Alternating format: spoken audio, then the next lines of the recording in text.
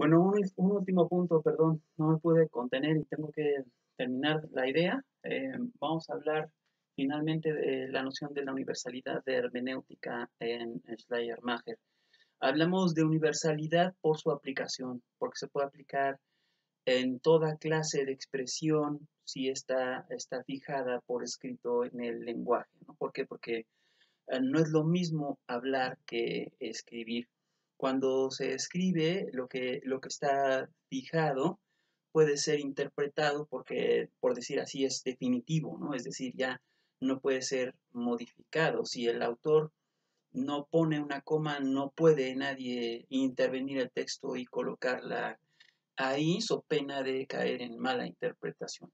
Por supuesto que también es posible hacerlo uh, para tratar de comprender el texto, hacer pausas y luego proponer quizás un signo de puntuación para aludir a ello y con ello fundamentar una interpretación del contenido del texto. Como platicábamos en otras sesiones, hay idiomas cuya escritura eh, ha tardado mucho en desarrollarse y que no contienen muchos signos diacríticos, lo que los vuelve difíciles de interpretar. El latín, el griego, el hebreo, entre otras, hay muchos idiomas que originalmente no tienen signos de puntuación o que, por ejemplo, no hacían diferencias entre mayúsculas o minúsculas, entre sustantivos, adjetivos, o sea, era difícil saber que una palabra estaba funcionando como adjetivo, si no es por el contexto. Era difícil saber el sentido de una oración porque no había una coma o un punto, era difícil interpretar y, por ejemplo, muchos de los textos de la cultura griega, si no es que todos, pues nos han llegado básicamente a partir de interpretación, porque como el griego originalmente no tenía signos de puntuación, ni siquiera signos diacríticos, pues entonces los textos que leemos ahora son el resultado de un trabajo histórico de siglos en la interpretación de lo que pueden significar esas oraciones y el filólogo pues se remonta lo más posible a la antigüedad y compara con otros textos para tratar de asegurar el sentido, ¿no? Pero si se quiere proponer una nueva lectura, un cambio de sentido, tiene que darse toda una justificación acerca de por qué introducir o por qué quitar un signo diacrítico, una letra, una palabra, etcétera, de una sentencia o decir la mitad de esa sentencia se la podemos adjudicar a Aristóteles, pero la otra mitad probablemente sea una interpolación del copista, etcétera. Eso solo se puede hacer si se tiene un marco amplio, como el que acabo de intentar hacer con la poesía de Paul Celan. Si el autor tiene otros textos, voy a comparar lo que estoy leyendo con lo que hay en otros textos para ver si la idea que yo tengo de ese texto se dijo de alguna manera o está relacionada con otra idea en otro texto del mismo autor, hago sentido y entonces refuerzo mi interpretación, ¿no? Bueno, la universalidad de la hermenéutica entonces aplica para todo texto, dice ahora Schleiermacher. Todo texto puede ser interpretado de acuerdo con estos tres pasos: subtilitas intelligendi, subtilitas explicandi, subtilitas interpretandi, y entre esas tres conforman el círculo hermenéutico. Incluso podría yo terminar de leer el libro de Paul Celan y regresar al principio para tratar de entender de nuevo, de nueva manera, los primeros poemas que yo estaba leyendo de una manera cuando apenas lo conocí y que leería de una manera completamente diferente ahora que he terminado el libro, ¿no? Al regresar al principio, se carga más de sentido con todo lo que he leído después, por eso se le llama círculo hermenéutico, ¿no? Hay siempre un bagaje previo, ese bagaje previo está provocando un cierto tipo de lectura, yo voy leyendo, sigo leyendo, hago asociaciones con lo que había antes, anticipo lo que pueda venir después y entonces voy cerrando la unidad de sentido de toda la obra. Eso, dice Schleiermacher, aplica no solo para el texto bíblico, sino para cualquier cosa que se haya escrito. Eso es lo que significa la universalidad de la hermenéutica. No estamos hablando de la validez absoluta de una interpretación.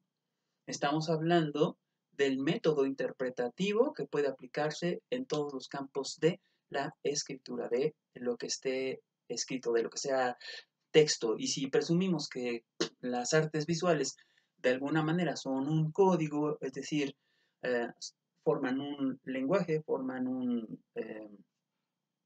tipo de escritura, pues puedo presumir que también debe ser legible bajo la misma metodología de la hermenéutica de Schleiermacher, ¿no? Así, yo creo que hay un poco de eso en el modelo de la iconografía, desde Rolla en la Edad Media hasta Panofsky en el siglo XX.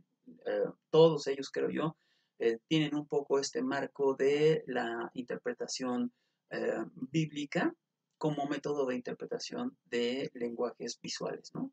Uh, hay, antes que nada, estas dos definiciones. Tenemos interpretar, la estaría entendiendo Schleiermacher como la reconstrucción histórica y adivinatoria, subjetiva y objetiva de una expresión. Es reconstrucción histórica porque tiene una base en documentación. No es solo la arbitrariedad de lo que yo quiera interpretar. Tengo que tener pruebas como los recursos documentales a los que yo tendría que recurrir para explicar quién es Paul Celan, dónde nació, quiénes fueron sus padres, cómo fue su vida, de qué documentos hay que prueben todo esto, dónde estuvo, a qué otros lugares fue, cómo vivió, etcétera, porque todo eso está afectando el contenido de su poesía, ¿no? Y en ese sentido es fundamental conocer ese marco histórico para saber cómo leer el contenido de lo escrito. Pero también se señala que es una reconstrucción adivinatoria. Eh, no malentendamos, lo adivinatorio se refiere al hecho de que yo voy anticipando un poco lo que quiere decir el autor. Cuando he terminado de leer un poema y digo, entonces lo que quiere decir, y por lo tanto el siguiente poema habría que leerlo con lo que acabo de entender de este anterior, entonces me anticipo todo el tiempo un poco a lo que viene en el texto y ahí estoy adivinando. Y por supuesto también es un poco una tarea adivinatoria presumir que habiendo vivido esta o aquella experiencia, eso está directamente relacionado con lo que yo estoy leyendo en el poema. Eso probablemente no tenga la prueba, por eso es que se le llama adivinatorio, ¿no? Porque la conexión que yo estoy estableciendo y que puede resultar convincente para mi público, yo como intérprete trato de explicarle al público qué quiso decir Paul Celan con esto y convenzo.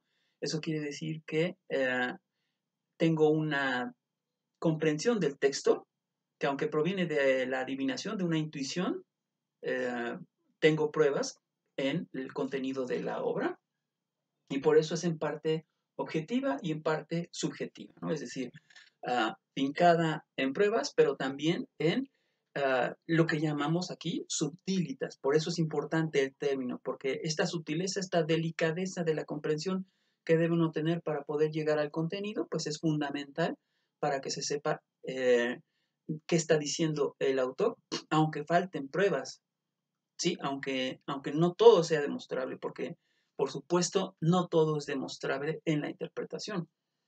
Y se trata de una expresión de algo que alguien ha dicho. Y la segunda definición es la de la comprensión, que dice, bueno, no es directamente Schleiermacher, estamos leyendo a los comentaristas de la historia de la hermenéutica, pero hablamos de una introspección lingüística, que es lo que yo hago cuando voy entendiendo por qué hace pausas Paul Celan donde hace pausas y por qué las hace de la manera en que la hace. No me refiero solamente a la secuencia de puntos que mostré con el primer poema, sino incluso a dónde corta el verso, ¿no?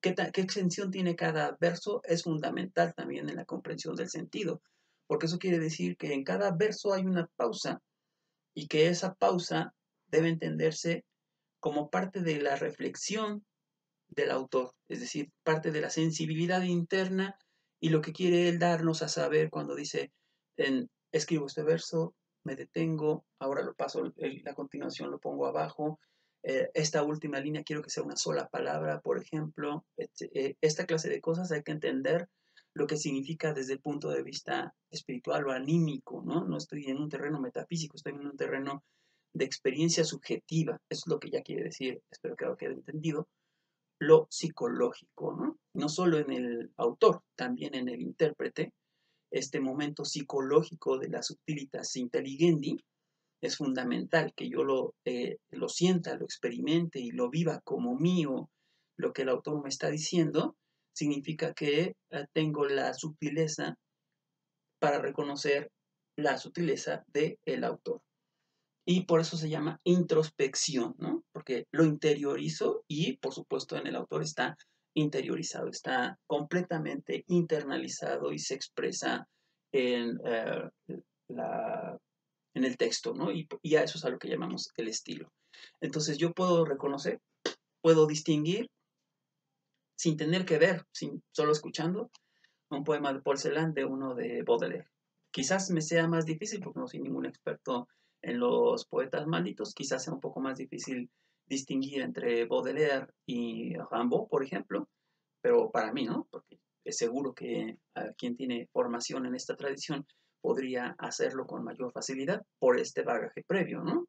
Y bueno, por ejemplo, eh, en Baudelaire es muy común el soneto, mientras que Rimbaud es un verso suelto, es un endecasílabo y es mucho más largo, entonces puedo distinguir, pues eso no puede ser de Baudelaire, tal vez no sepa de quién es, pero sé que no es de Baudelaire porque no es su estilo, es decir, no hace oraciones tan largas, por ejemplo, ¿no? Eso quiere decir que si hay algo que nos permite identificar la diferencia entre una manera de escribir y de pensar en un autor y otra en otro autor. Esto es el estilo, ¿no? Y el lenguaje que eligen, porque Paul Celan tiene un lenguaje bien específico, muy distinto de el que usa Baudelaire en Las Flores del Mal. Como apelan a cosas muy diferentes, a experiencias muy distintas, situaciones de vida muy diferentes, y esto hace que pueda yo reconocer el estilo de uno y distinguirlo con claridad del otro. Pero eso implica también que lo he internalizado lo suficiente como para ser sensible a esos matices.